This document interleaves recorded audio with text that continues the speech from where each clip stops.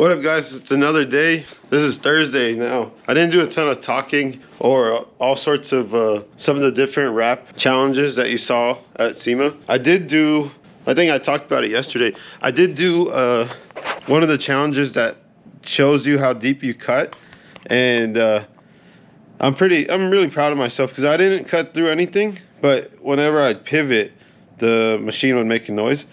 And I mean, luckily it's just a test and a trial, but I'm not used to the blade, and I'm not used to something pulling the blade when you're obviously cutting, but it was pretty cool.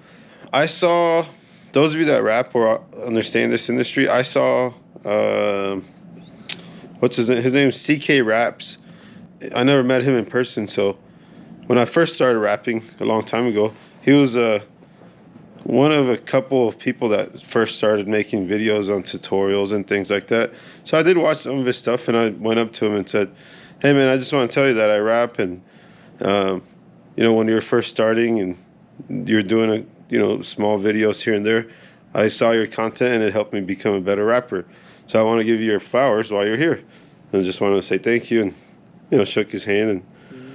And but he was in the middle of wrapping a Cybertruck. I'm still kind of stuffy, but Vegas air always does this to me anyways. So I don't know if I'm still sick or if it's just the air. Every time I'm here, my sinuses are really clogged. My nose and face kind of dry out. My lips get chapped. So maybe it's just a combination of getting over a cold or something, and obviously the Vegas air. I'm just kind of enjoying my view. I'm at the Bellagio right now, thanks to my cousin Izo. So shout out to you, Izo, if you watch this. Him and I are sharing a room, but that's like main fountain. That's the strip. Pretty cool view. I'm just kind of hanging back, having some coffee.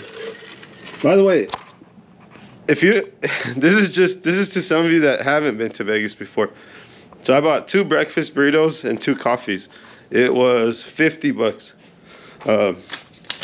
I get it, it's the strip. Right, so look, 2 sausage wraps and 2 coffees, $49.31. And then these waters are like 10 bucks a piece. Right, I bought a bag of Doritos yesterday. It was 14 bucks.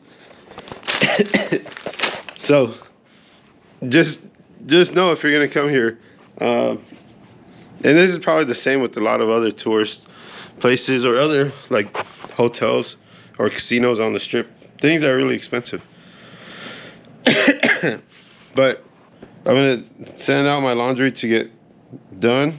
I'm gonna take a shower. I think there's a shuttle that takes me from the hotel to the show, because I took a shuttle back yesterday. I think the shuttle takes me there for free. So that's kind of a bonus.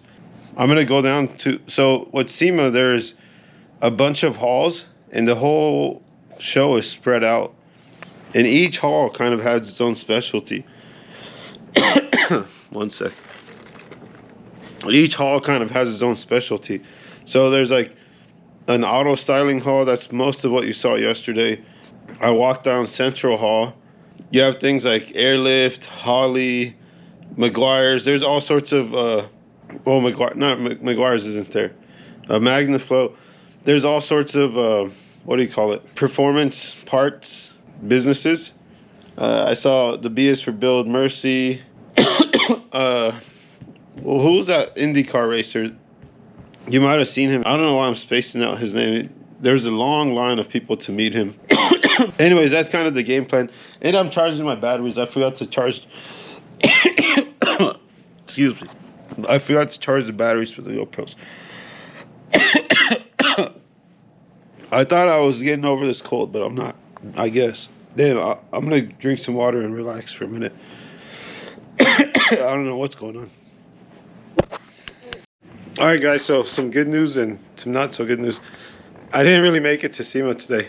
By the time I got through the phone calls, sending invoices out, coordinating stuff with Jared, it was already too late. It was like 3-something p.m.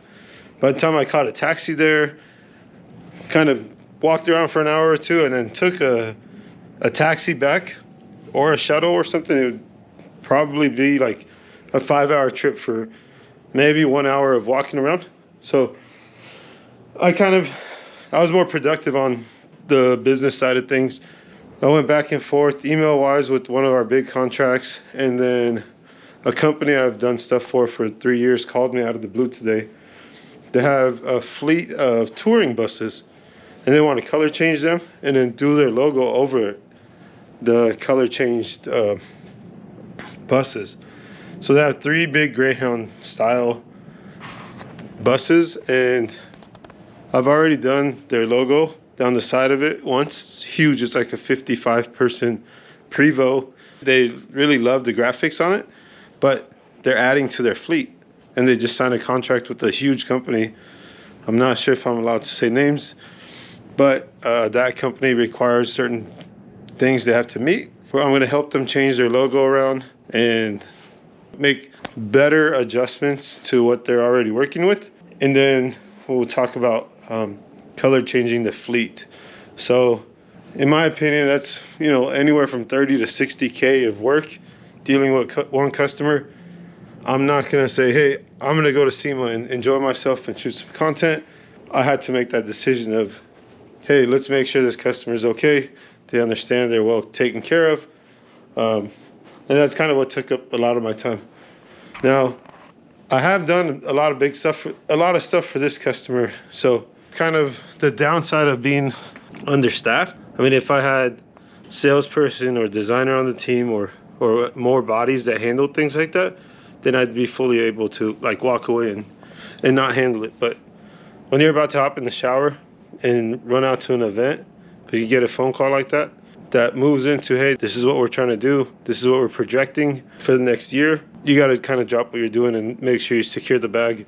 Now, is the bag secure? No, but we did make progress, and that's kind of what took up a lot of today. So we're about to meet up with some of my cousins and friends and family that are here. We're gonna have some food. Well, we've all chipped in. There's probably 10 of us here, and we're gonna put it in one big machine at one of the high limit spots and gamble a little. So I'm not telling you how to spend your money and how not to spend it. You do as you please. Gamble if you can afford to lose it, and if you want to, obviously. That's kind of the game plan for today. Well, for the rest of today.